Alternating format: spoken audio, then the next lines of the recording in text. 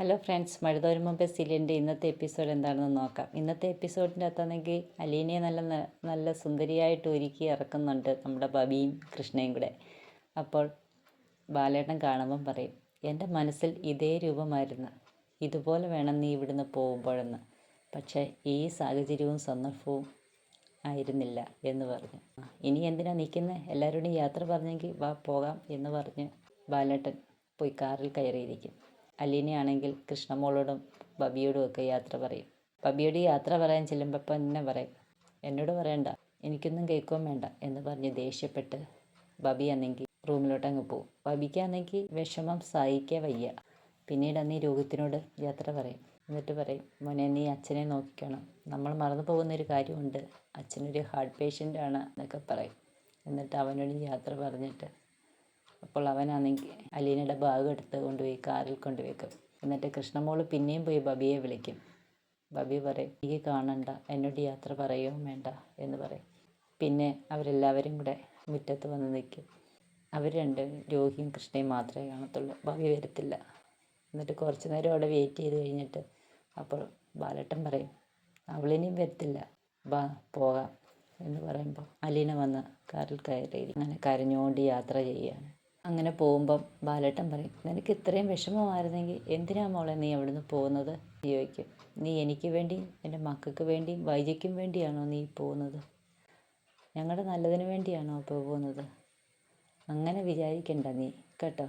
വൈജയുടെ തൽക്കാലത്തേക്കുള്ളൊരു വിജയം മാത്രമാണ് നിൻ്റെ പോക്ക് എന്ന് അലീനയോട് പറയും.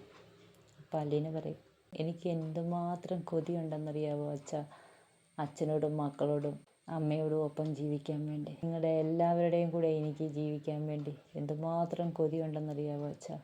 അച്ഛനെനിക്ക് എന്തിഷ്ടമാണെന്നറിയാവോ. അച്ഛൻ ഓരോരുത്തരോടും എൻ്റെ മകളാണെന്ന് പറയുമ്പോൾ എനിക്ക് എന്തൊരു ഇഷ്ടമായിരുന്നെന്നറിയാവോ, എന്തൊരു സന്തോഷമായിരുന്നെന്നറിയാവോ എന്നൊക്കെ പറയുമ്പോഴത്തേക്ക് നമ്മുടെ ബാലേട്ടൻ വിങ്ങിപ്പൊട്ടുകയാണ്. ബാലേട്ടനാണെങ്കിൽ അലീനയോട് പറയുന്നുണ്ട്, അലീന എവിടേക്കാണ് പോകുന്നതെന്നും സ്റ്റാൻലി ആരാണെന്നൊക്കെ എല്ലാം അലീനയോട് വെളിപ്പെടുത്തുന്നുണ്ട്. പിന്നീടാണെങ്കിൽ കൊല്ലപ്പള്ളിയിലാണെങ്കിൽ ശിവേട്ടനും ഗംഗേട്ടനും കൂടെ പറയുകയാണ്, ഇനി വൈജ പോയി കഴിഞ്ഞിട്ടേ ഗംഗേട്ടൻ പോകുന്നുള്ളോ എന്ന് ശിവേട്ടൻ ചോദിക്കുകയാണ്. ആ ഉള്ളു, അലീന പോയി കഴിഞ്ഞിട്ട് വൈജ ഇന്ന് തന്നെ പോവോ? അലീന പോയി കാണും ഇപ്പം. അതറിയില്ല എന്താണെന്ന്, ഇനിയും നമുക്ക് നോക്കാം. അപ്പോഴാണെങ്കിൽ നമ്മുടെ കമലം വരും. കമലം ഓടി വന്നിട്ട് പറയും, അറിഞ്ഞോ ബാലൻ അലീനയും കൊണ്ട് പോയെന്ന്. ആര് പറഞ്ഞു നിന്നോട്? അന്നേരം പറയും, രഞ്ജു ബബിയെ വിളിച്ചിട്ടുണ്ടായിരുന്നു, ഇപ്പം രഞ്ജു വിളിച്ചു പറഞ്ഞതാ. എനിക്ക് സന്തോഷമായി ആ നാശം പിടിച്ചത് ഇവിടുന്ന് പോയത്. എൻ്റെ മനുവിനെ കറക്കിയെടുത്തത് അവളാ.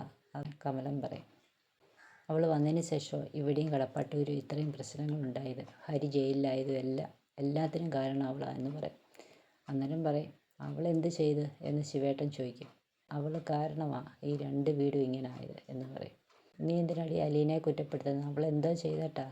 നിൻ്റെ മോൻ്റെ സ്വഭാവം നല്ലതാകാഞ്ഞുകൊണ്ടല്ലയോ അവൻ ജയിലിൽ പോയി കിടക്കുന്നത് എന്നൊക്കെ കമലത്തിനോട് ശിവേട്ടൻ ദേഷ്യപ്പെടും. ഇത്രയുള്ള ഇന്നത്തെ എപ്പിസോഡ്. അടുത്ത എപ്പിസോഡുമായി അടുത്ത ദിവസം വരാം. Okay, Tata, bye bye.